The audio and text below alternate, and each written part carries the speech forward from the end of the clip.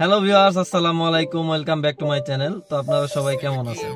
আশা করি ভালো আছেন। তো ভিউয়ার্স, আজকে আমি আপনাদের সাথে শেয়ার করব গাড়ির স্টিয়ারিং এ যে লক থাকে, তো এই লক সম্পর্কে আপনাদেরকে বিস্তারিত একটি ধারণা দেওয়ার চেষ্টা করব। আসলে আপনারা যারা নতুন গাড়ি চালানো শিখতে চান তারা অনেকেই জানেন না যে গাড়ির স্টিয়ারিং এও লক থাকে। তো এই লকটা কিভাবে করতে হয় এবং আনলক কিভাবে করবেন, এই বিষয়টা আমি আজকে এই ভিডিওর মাধ্যমে পুরোপুরি তুলে ধরার চেষ্টা করব। তো ভিউয়ার্স, এখন আমি আপনাদেরকে দেখাবো যে আসলে স্টিয়ারিংটা কিভাবে লক করে এবং এটা আনলক কিভাবে করে।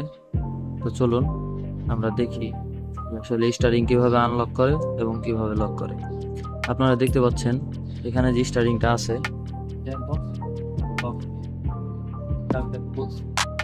এটা যদি এখন আমি লক করতে চাই, সেই ক্ষেত্রে আমাকে যেটা করতে হবে যে কোনো একদিকে ঘুরাইতে হবে। দেখেছি আমি যদি ডানে ঘুরাই সেই ক্ষেত্রেও লক হয়ে যাবে, একটু পরে আমি যদি বামে ঘুরাই তারপরে স্টিয়ারিংটা লক। এই পর্যায়ে এসে আমাদের গাড়িটা স্টিয়ারিং লক হয়ে গেছে। স্টিয়ারিংটা মূলত এইভাবে লক করতে হয়। আর যদি এখন আমি লক করতে চাই সেক্ষেত্রে যে চাবি, এই চাবিটা এখানে আমাদের গাড়িটা স্টার্ট দিই, এখানে আগে চাবিটা প্রবেশ করতে হবে। এই চাবিটা প্রবেশ করলাম, এখন এই চাবিটা কিন্তু করতেছে না।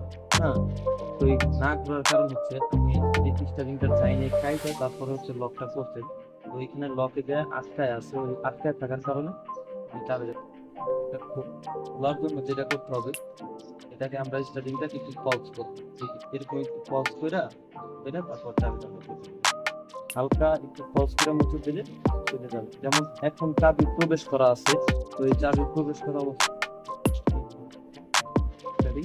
লক হবে না।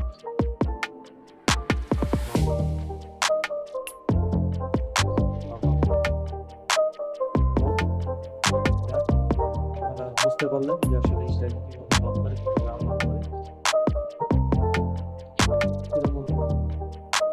এটাকে যদি আমি আবার লক করি সেক্ষেত্রে আমাকে চাবিটা বের করে ফেলতে হবে।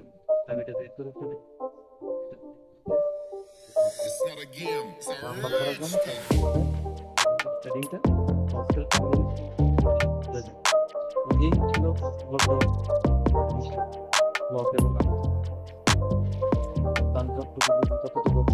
বোঝানোর চেষ্টা করব।